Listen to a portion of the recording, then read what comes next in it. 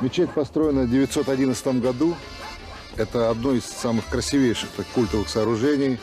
Еще мой прадед туда ходил, в эту мечеть. А рядом, посмотрите, современная строится, современная школа. Конечно, мне как президенту нельзя говорить о том, что вот именно село, где проживают мои родственники, самое красивое.